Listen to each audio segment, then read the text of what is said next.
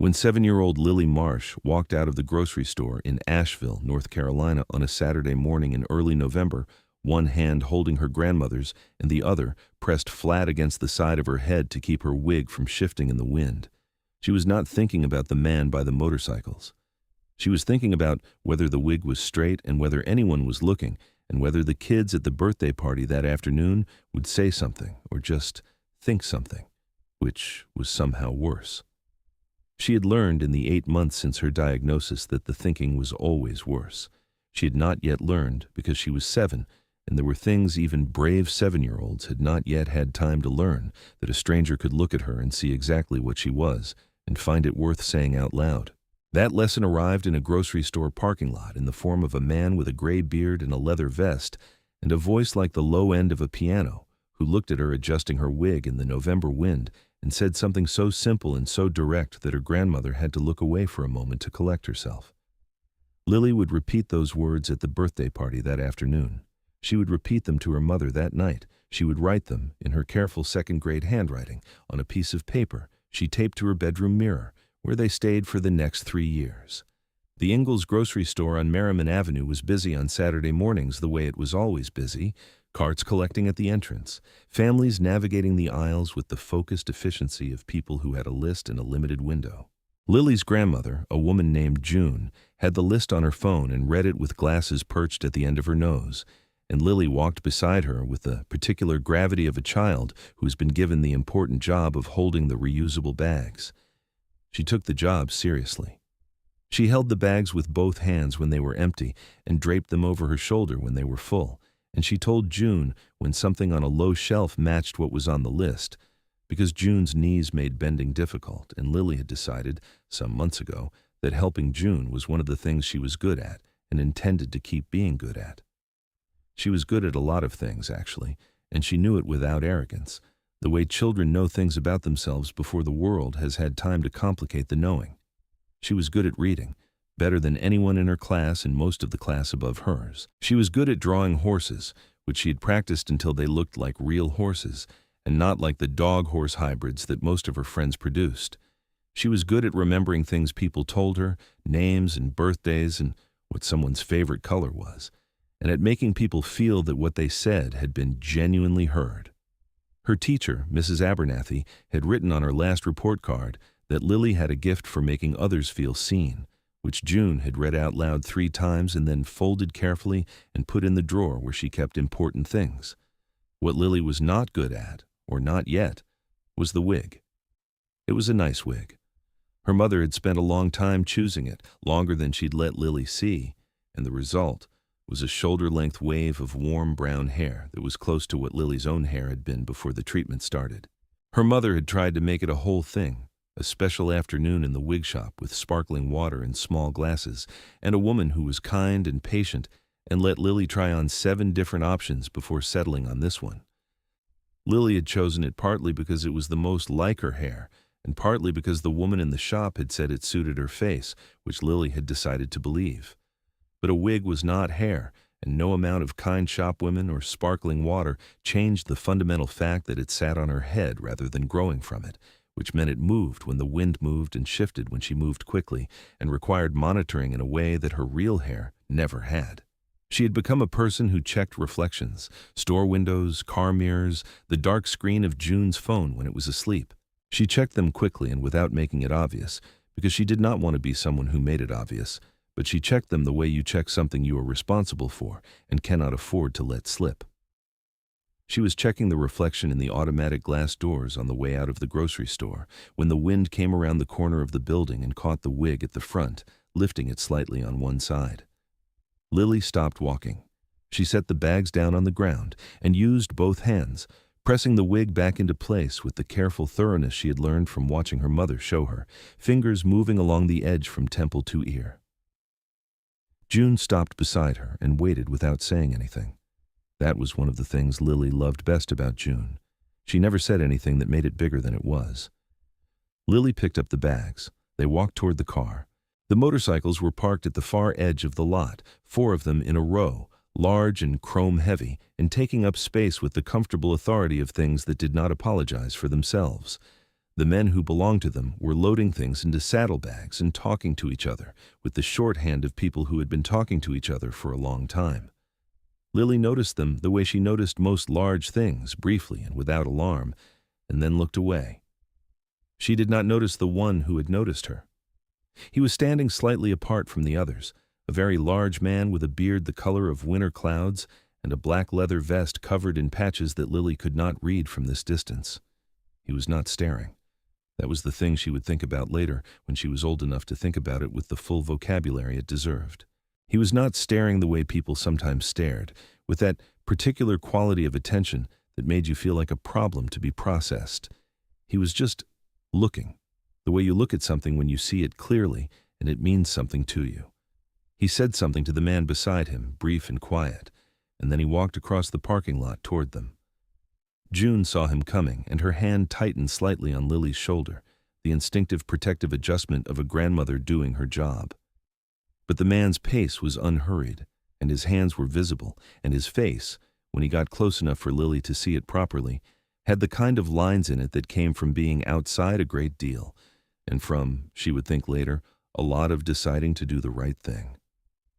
He stopped a few feet away and crouched down, which brought him closer to Lily's height, though not all the way there because he was extremely tall.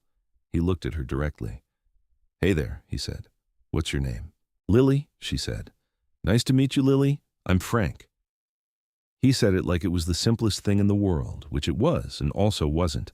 He paused for just a moment, and then he said, without any of the careful quality people usually had when they were about to say something they'd prepared, "You are one of the coolest kids I've seen in this whole parking lot." Lily looked at him. There were not many other kids in the parking lot. "There's only like 2 other kids here," she said. Frank nodded seriously. "Exactly. And you're still the coolest. Tell us in the comments where you're watching from today and what time it is where you are, because this story is about a moment that cost nothing and meant everything, and we want to know what part of the world you're in when it finds you. We put out a new video every single day, and we're glad you're here for this one." June had relaxed beside her. Lily could feel it in the way June's hand changed on her shoulder, the grip going from protective to simply present. Lily considered Frank with the thoroughness she applied to most things. He had kind eyes, not performing kindness, which she had learned to distinguish from the real thing over 8 months of people performing it at her in hospital waiting rooms and school hallways. Actually kind. The kind that came from somewhere and didn't need an audience. "Do you ride one of those?" she asked, pointing at the motorcycles. "Sure do," Frank said, "the one on the end." Lily looked at it. It was very large and very shiny. "What's it like?" "Loud," Frank said, "and fast. And worth it." He tilted his head slightly. "You want to see it up close?" Lily looked at June. June looked at Frank with the measured assessment of a woman who had raised 3 children and could read a person's character in about 45 seconds. "Just to look," June said. "Just to look," Frank agreed, and stood up and led them across the lot. His brothers watched them coming with the relaxed curiosity of men who had learned not to be surprised by Frank's instincts. One of them, a shorter man with a red beard and a road name stitched in white on his vest, stepped forward and smiled at Lily with the genuine warmth of someone who liked children and didn't think it necessary to be subtle about it.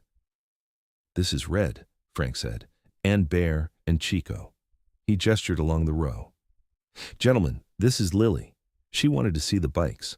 There was a small chorus of greetings, the kind that come from people who are happy to include someone new and know how to do it without making a production of it.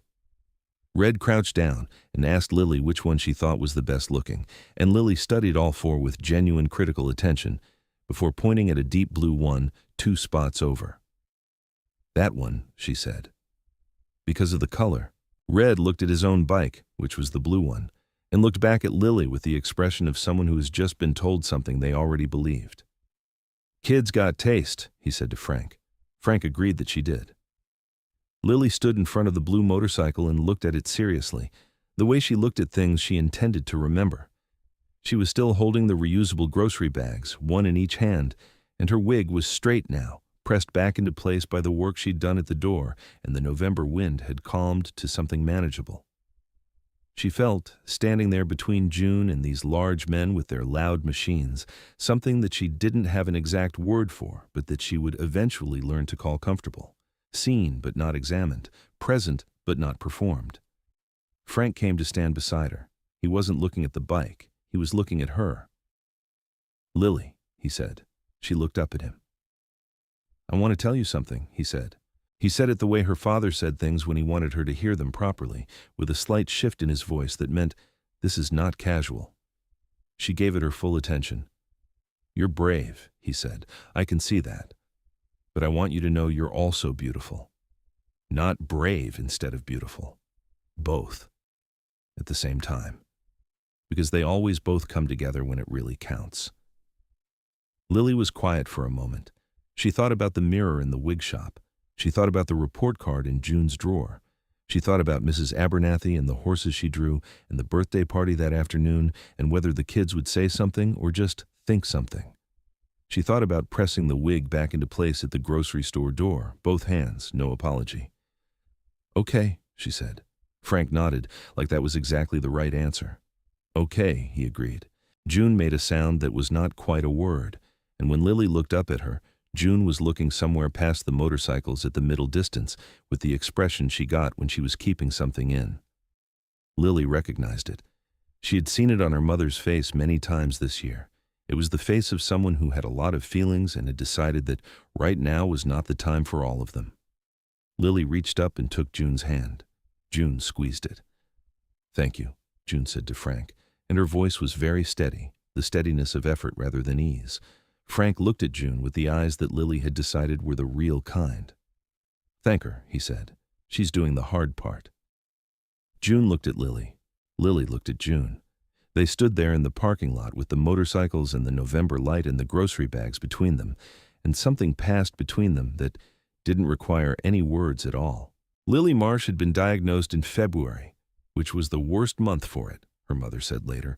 Not because February was worse than other months in any objective sense, but because it came right after Christmas and right before spring, in the gray corridor of the year when everything was already asking too much. Her name was Claire, Lily's mother, and she was the kind of woman who organized difficulty into manageable segments the way other people organized closets, methodically and with the conviction that the right system made anything survivable. She had applied this to the diagnosis with the fierce precision of someone who understood that falling apart was a luxury she could not afford while her daughter needed her to be the one holding things together. The diagnosis was acute lymphoblastic leukemia. The doctor explained it in the careful, thorough way that good doctors explain things to parents, watching Claire's face for the points where understanding became grief, ready to slow down or pause or hand over the box of tissues that lived on the corner of his desk for exactly this purpose.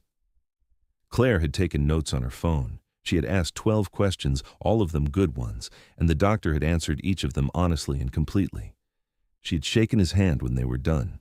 She had walked to the car and buckled Lily into the back seat and driven 4 blocks before she pulled into a church parking lot, put the car in park, and cried for 11 minutes.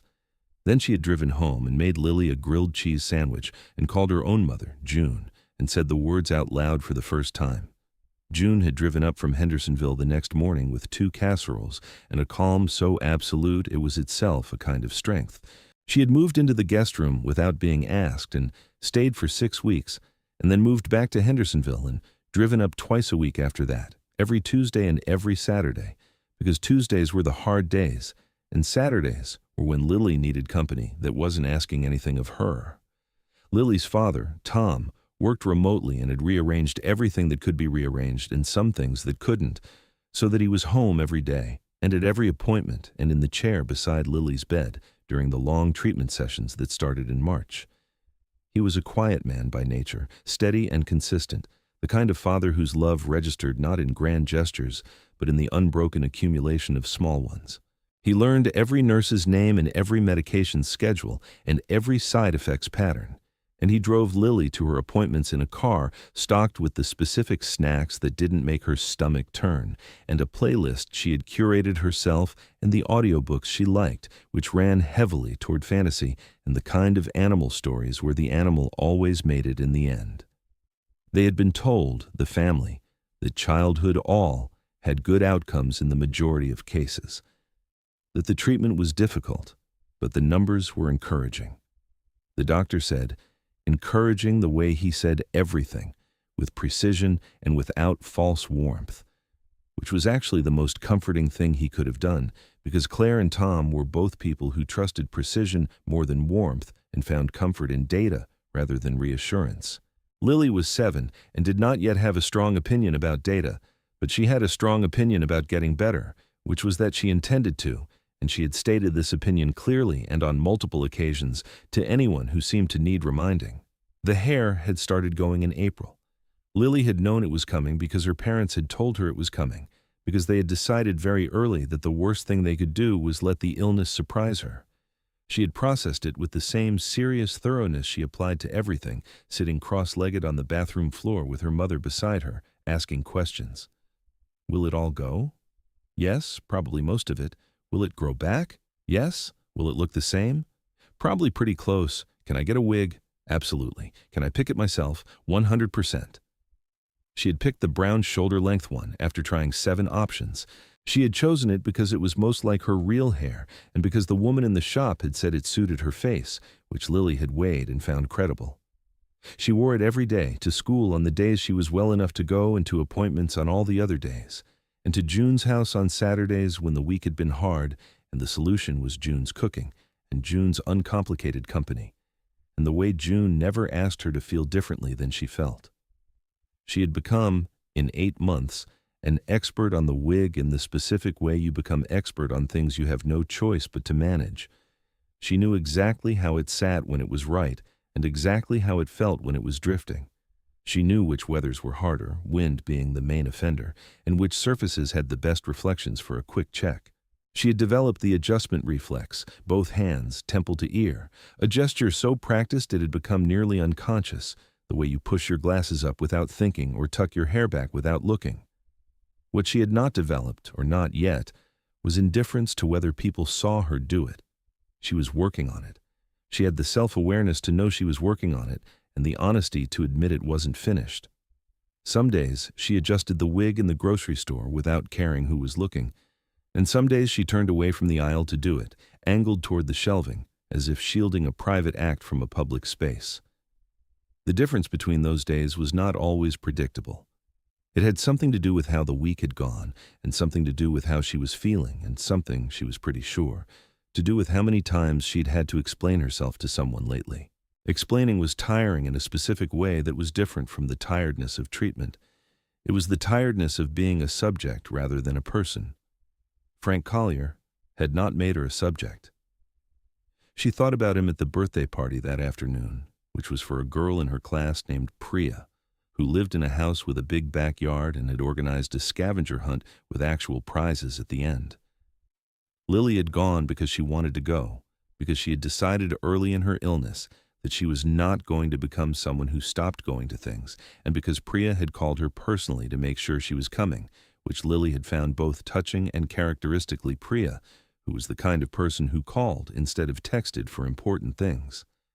The wig had shifted twice during the scavenger hunt, once when she crawled under a bush looking for a clue, and once when she ran faster than she'd planned toward the back fence. Both times she stopped and fixed it with both hands and kept going. Nobody said anything. A few people glanced and looked away in the way people do when they're trying to give you privacy for something they've witnessed, which was its own kind of kindness, even when it was also its own kind of reminder. At the end of the party, sitting on Priya's back porch with juice boxes and the spoils of the scavenger hunt, Priya had sat down next to her and said, without preamble, "Your wig looks really good today." Lily had looked at her. Priya was not the kind of person who said things she didn't mean. "Thanks," Lily said. "A man at the grocery store this morning told me I was beautiful." Priya had considered this with the gravity it deserved. Was he nice or was he weird about it? "Nice," Lily said. "Really nice. He had a motorcycle." Priya had nodded slowly. "That's actually really cool." "Yeah," Lily said. She looked at her juice box. He said, "Brave and beautiful come together. Like you can't really have one without the other." Priya thought about this for a long time, which was one of the things Lily liked best about her. She never rushed her thinking. "I think that's true," Priya said finally, "because being brave is scary. And doing something scary when you're scared is kind of the most beautiful thing." Lily had looked at her friend in the late afternoon light with the particular clarity that comes sometimes when you are 7 and tired, and someone says something that lands exactly right. Then she had drunk the rest of her juice box and asked if there were any more of the crackers with the cheese, and Priya had gone inside to check, and the moment had folded itself into the afternoon the way moments do when they are complete. If you've ever watched a child carry something heavy and wondered how to help, if you've ever said a simple true thing to someone and hoped it mattered, please like this video and subscribe to Bike Diaries. We put out a new story every single day for exactly this reason, because these moments deserve to be told. Share it with someone who needs to hear that the right words, said plainly and without ceremony, can stay with a person for years. That night, Claire sat on the edge of Lily's bed in the lamplit quiet of the bedtime ritual that had not changed since Lily was 3, the same sequence of book and water glass and the specific arrangement of stuffed animals that had to be correct before sleep was possible. Lily had told her about the scavenger hunt in detail and about the crackers with the cheese and about what Priya had said on the back porch. Then she had told her about the parking lot. Claire listened with her hands folded in her lap and her face doing the thing where it was very still because she was feeling too many things to let any of them through. She asked questions at the right moments. What did he look like? Very big with a gray beard and patches. What did his voice sound like? Like a piano, but the low part. What exactly did he say?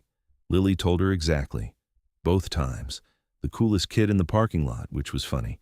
And then the other thing, the one she had thought about at the party. Brave and beautiful. Both at the same time. Because they always come together when it really counts. Claire was quiet for a moment. He's right, she said. I know, Lily said. She said it not with the confidence of someone who had always believed it, but with the careful confidence of someone who had just decided to. The difference was important, and Claire, who knew her daughter, heard it. She reached over and smoothed the edge of the wig where it rested against the pillow, a gesture so habitual it was almost unconscious, the nightly version of what Lily did in parking lots and grocery stores and birthday party backyards. Then she stopped herself, because it occurred to her that Lily didn't need it adjusted. It was fine where it was. She had just reached for it the way you reach for something you were used to managing. Lily looked at her. It's okay, Mom, Lily said. I know you do it because you love me. Claire looked at her daughter in the lamplight, this 7-year-old who drew horses and remembered everyone's birthdays, and had decided in February that she intended to get better and had been conducting herself accordingly. This child who adjusted her wig in parking lots without apology and crawled under bushes at birthday parties and told her mother the low part of the piano. I do, Claire said, so much. Lily picked up the book they were reading, a story about a girl and a wild horse in a valley somewhere green and enormous. She found the page. She handed it to Claire the way she always handed it, open, the right chapter already located, because Lily liked to find the place herself. Keep reading, Lily said. Claire kept reading. Across the city, Frank Collier was sitting on the back steps of the Iron Ridge MC clubhouse with a cup of coffee going cold in his hand, telling his road captain, a lean man named Davis, about the girl in the parking lot. He wasn't telling it as a story. He was telling it the way he told things that stayed with him, in pieces, without a clear beginning, the details arriving in the order they mattered rather than the order they occurred. He said, she was fixing her wig, and she didn't turn away to do it. Davis listened, the way Davis always listened, without filling the silences. Frank said, I thought about my niece, about that year.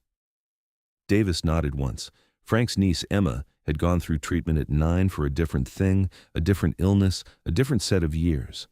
She was 22 now and studying to be a nurse, which Frank thought about every time he saw a child in a hospital or a parking lot or a grocery store adjusting something that the world had made necessary. He thought about Emma at 9, fierce and specific, and absolutely certain about what she needed, which was to be treated as herself and not as her illness. And he thought about how long it had taken the adults around her, well-meaning every one of them, to understand the difference. He had understood it eventually. He had carried the understanding ever since. She reminded you of Emma, Davis said. It wasn't a question.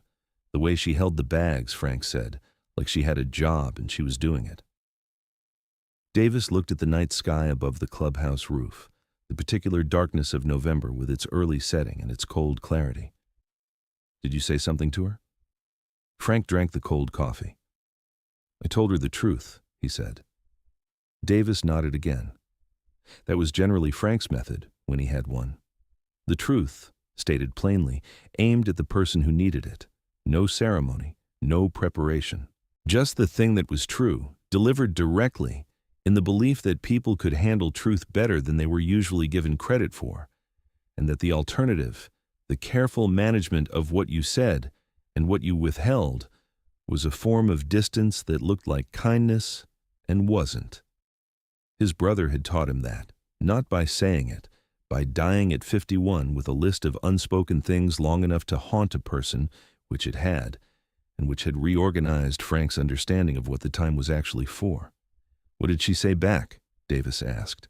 Frank set down the cup. "She said, okay," he said, like she believed it. Davis was quiet for a moment. "That's everything," he said. Frank looked at the clubhouse door, the light behind the frosted glass, the sound of his brothers inside. He thought about a girl holding reusable grocery bags in both hands and pressing a wig back into place with the matter-of-fact efficiency of someone managing something they hadn't asked for and had decided not to apologize for. "Yeah," he said. "That's everything." The Iron Ridge MC had a presence in Asheville that was older than most people realized. They had been riding together for 16 years, a chapter of 11 men who had accumulated between them enough history to fill a book nobody had written yet.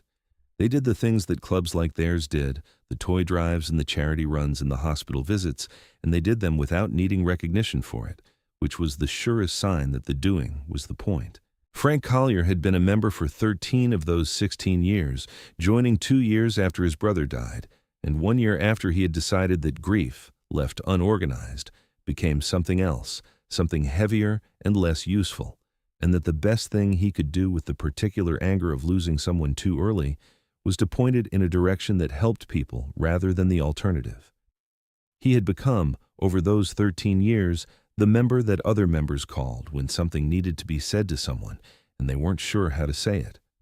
Not because he was the most articulate, Davis was more articulate, and not because he was the most empathetic, Red cried at commercials and was proud of it, but because Frank had developed through practice and loss and the conscious decision to treat truth as a form of generosity, a quality that was harder to name.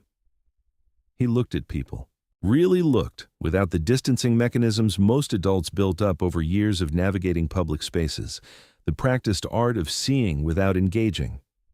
He had unlearned that art deliberately and replaced it with something that cost more and gave back more, and occasionally made him walk across parking lots toward strangers who needed a true thing said to them. He had not told many people about Emma. It wasn't secrecy exactly. It was the instinct of a private man around the things that had shaped him most, the understanding that some experiences were load-bearing and required care in the handling. But Davis knew, and Red knew, and the club knew in the general way that people know things about each other after 13 years of proximity without always knowing the specific story behind the knowing. Emma Collier was Frank's younger brother's daughter, which made her his niece by blood, and his daughter by every practical measure that had mattered from the time she was 4 and her father was gone. And Frank had shown up and kept showing up with the consistency that children need more than almost anything else. She had been 9 when the diagnosis came, and Frank had been 41, and neither of them had been prepared, though Emma had adapted faster, which told him something about 9-year-olds that he had not known before, and had not forgotten since. She had been the one to teach him about looking away. She had told him, with the directness of a child who had decided that the illness was not going to make her manage other people's feelings about it, that the worst thing was when adults looked at her and then looked away, as if the looking required an adjustment period or an apology. She said it made her feel like a problem. She said she preferred people who looked at her like she was just a person, which was what she was, a person with a thing happening to her that was not the whole of her and was not the most interesting thing about her and did not require anyone to rearrange their face before speaking to her.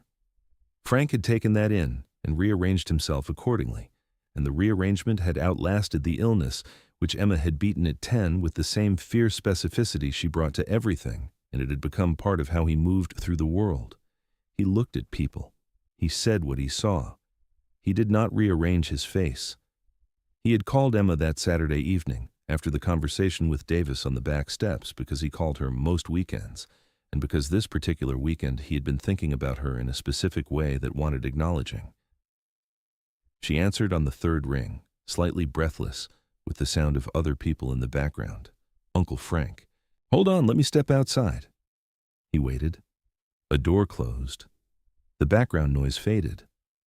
"Okay," she said. "What's up?" He told her about Lily, the grocery store, the bags, the wig adjustment, the way she hadn't turned away to do it. He told her what he had said and what Lily had said back, the okay that meant she believed it. He told it in pieces, the way he'd told Davis, without performing it. Emma was quiet on the other end for a moment. "She didn't turn away," Emma repeated. "She just did it and kept walking," Frank said. Another pause. When Emma spoke again, her voice had the quality it got when something had reached the part of her that didn't have casual access. She was 22 and studying to be a pediatric nurse, and she had, in the years since her own illness, developed a fluency with the interior lives of sick children that Frank suspected came from remembering her own with unusual precision. "That's the hardest thing," Emma said, "to stop managing how it looks to other people. I didn't figure that out until I was almost done with treatment. I spent so long trying to make it easier for everyone else to look at me." "I know," Frank said, "and she's 7. "Yeah," Emma exhaled. "Did she seem okay?" "She seemed like herself," Frank said. That was the best description he had. She seemed like a person being herself in difficult circumstances, which was not the same as okay, and was also better than okay in the ways that mattered. "That's everything," Emma said, echoing Davis without knowing it, and Frank smiled into the phone. They talked for another 20 minutes about other things, her studies and her apartment, and the friend she'd mentioned last week, and the clinical rotation she was starting in January. Before they hung up, she said, "Uncle Frank, you know what I remember most about when I was sick?" He waited. "I remember who showed up without making it about themselves. That's what I remember."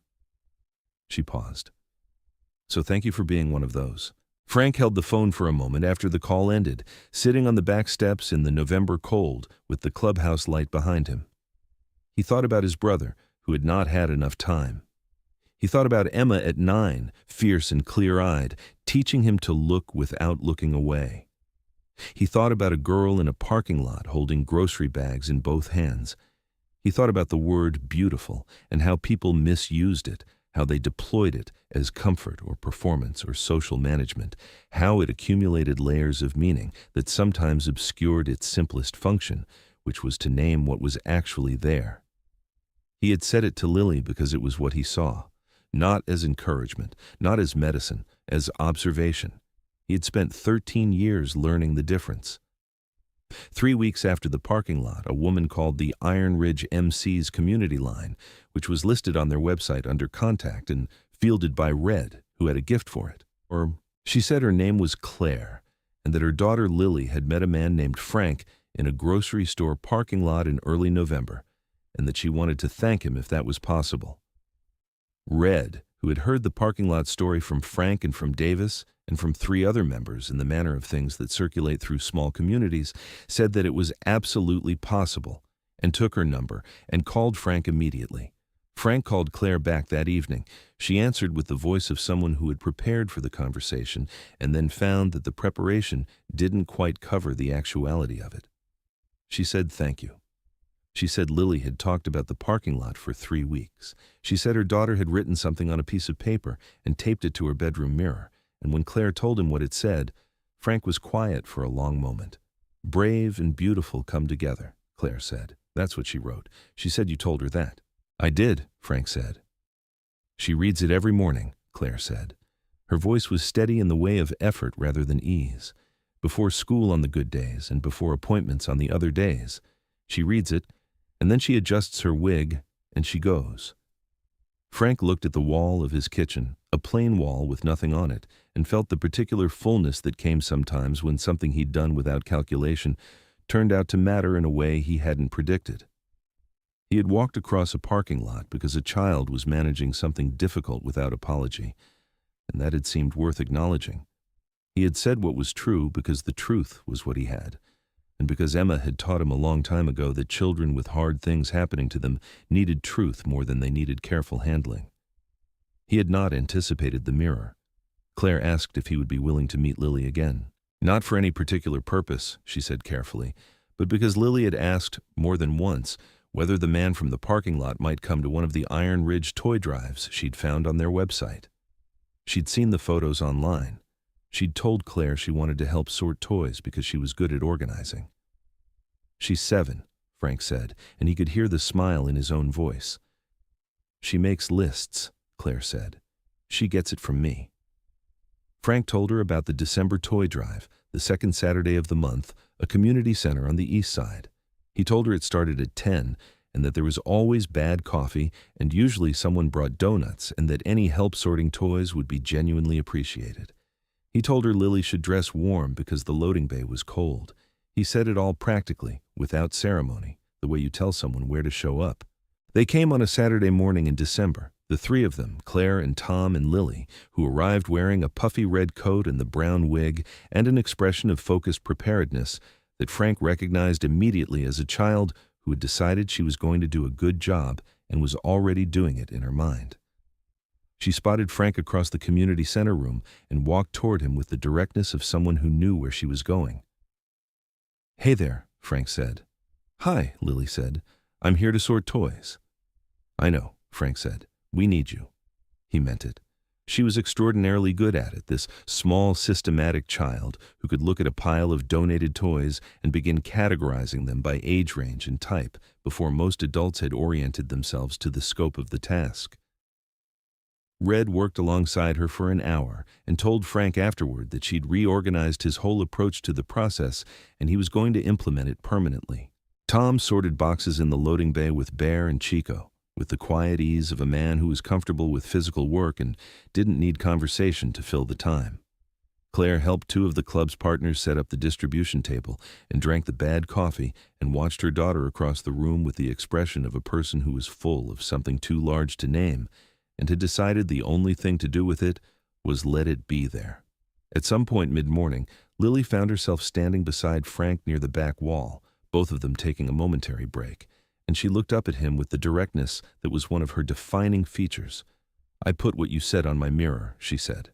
"I heard that," Frank said. "I read it every day." Frank looked down at her. "Does it help?" Lily considered the question with the seriousness it deserved. "Yeah," she said, "because when I read it I remember that you said it like it was just true, not like you were trying to make me feel better. Like it was just a fact." "It is just a fact," Frank said. Lily nodded slowly, as if confirming something she had suspected. "That's why it works," she said. Frank had nothing to add to that, because she had said it completely. The Iron Ridge MC became part of Lily's landscape in the way that things become part of a child's landscape when they arrive at the right moment and stay. She came to the December toy drive and then to the spring charity ride where the club raised money for the Children's Hospital, riding on the back of Frank's bike for one slow, careful loop around the parking lot that she described to Priya afterward in the specific detail of someone recounting something that will be important for a long time. She came to the summer cookout and the fall toy collection and the events in between, always with her parents, always with the red coat and cold months and the brown wig adjusted correctly, always with her lists and her organizing instincts and her way of arriving at a task and simply beginning it. The treatment ended in September, 14 months after it started, with the same careful precision with which it had been tracked and managed. The doctor used the words they had been waiting to hear, and Claire had written them in the notebook she'd kept since February, and Tom had shaken the doctor's hand, and Lily had asked if they could get milkshakes on the way home, which they could and did. She had kept the wig for a while after, while her hair grew back in the uneven, tentative way it came back, soft and slightly different from before, a little more wave in it than there had been. She wore the wig to school through the fall and then began alternating, a day with and a day without, testing the ground the way you test ground you have not stood on recently, carefully at first and then with increasing confidence. By winter she had stopped wearing it to school. By spring she mostly only wore it when she felt like it, which was occasionally, on days when she wanted the longer version, the shoulder-length brown wave that had started all of it. She still had it in the box with the tissue paper. She kept it on the shelf in her closet. Years later, when someone in her class was going through treatment and losing their hair and didn't know what to do, Lily brought the box to school and sat with them at lunch and told them what she knew, which was that the wig required maintenance and patience, and that some days you turned away to adjust it and some days you didn't, and that the goal was to get to more days of the second kind, and that it was okay if it took a while. She told them what a man in a parking lot had told her, which was that brave and beautiful came together, that you couldn't really have one without the other, because being brave was scary and doing something scary when you were scared was the most beautiful thing. Her classmate had looked at her across the lunch table and said, "How do you know that?" And Lily had said, "Someone told me when I was 7, and I believed him. And every time I forgot it, I went and read it on my mirror." The piece of paper was still there. She had replaced it once, in 5th grade, when the original became too faded to read easily. She had rewritten it in her own handwriting, which was neater than it had been at 7, but otherwise the same, and taped it back in the exact same spot. Brave and beautiful come together. Frank came to her middle school graduation, which he would not have predicted, and which Lily had insisted upon. She had invited him through Claire with the same specificity she applied to everything, the date and the time and the parking situation, and a note that there would be a reception after with food that was better than community center donuts. Frank had come alone, which was how he came to most things, and sat in the gymnasium bleachers among parents and grandparents and family members and felt entirely at ease, because ease in unlikely situations was something he had been practicing for a long time. Afterward, in the parking lot again, a different parking lot, a middle school gymnasium lot in June, Lily had found him in the crowd and stood in front of him in her graduation gown, with her hair grown all the way back and past her shoulders now, and looked up at him the way she had been looking at him since she was 7, with the directness of someone who had decided long ago that he was worth looking at directly. "You came," she said. "I came," he said. She hugged him. Not the careful hug of someone who had not made up their mind about a person, but the full commitment hug of someone who had made up their mind years ago and was simply confirming it. He hugged her back, this girl who had stood in a parking lot at 7 with grocery bags in both hands and a wig in the wind, who had pressed it back into place without apology and then walked forward, who had written a stranger's words on a piece of paper and read them every morning until they were true in the way that things become true when you decide they are. Frank Collier had walked across a lot of parking lots in his life. He had said a lot of true things to a lot of strangers and not always known what happened after. The not knowing was part of it. You said the thing and you walked away and you trusted that it either landed or it didn't, and either way, you had done what you could with the time and the words you had. This one he got to know about. He held that. He stood in the parking lot in the June sun and held it. This knowledge of what one true thing said plainly to a 7-year-old in a November wind had become. The mirror and the mornings and the lunch table and the graduation gown. The chain of small things that had come from one moment of deciding to cross a parking lot and say what was actually there. His brother had died with a list of unspoken things. Frank had been speaking them ever since. Lily pulled back and looked at him. She was 13 and stood almost to his shoulder, and she had her mother's eyes and her father's quiet, and her own everything else, the lists and the directness and the way of arriving at a thing and simply beginning it. "Thank you," she said. "For the parking lot." Frank looked at her. "You already thanked me," he said. "I know," Lily said. "I'll probably thank you every time I see you for the rest of my life." She said it matter-of-factly, as if this were a reasonable logistical arrangement that she expected him to accept. Frank considered it. "That's all right," he said. Around them, the June afternoon continued, families taking photos and children running in graduation gowns, and the particular noise of a day that was marking something. Frank stood in the middle of it and thought about a grocery store and a November wind and a small girl with grocery bags and the specific courage of not turning away. He thought about Emma at 9. He thought about his brother at 51.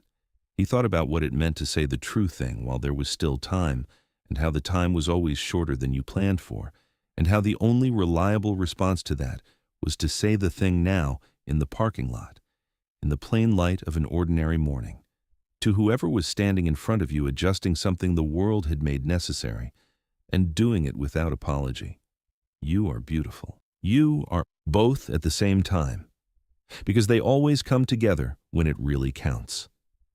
He had meant it the first time, and he meant it every time after, and he would mean it every time that came, because it was the truest thing he knew how to say, and he had learned from a long time of loss that the truest things were the ones worth saying out loud, repeatedly and without ceremony, to anyone brave enough to be standing in front of you when the moment arrived. The moment always arrived. You just had to be paying enough attention to see it.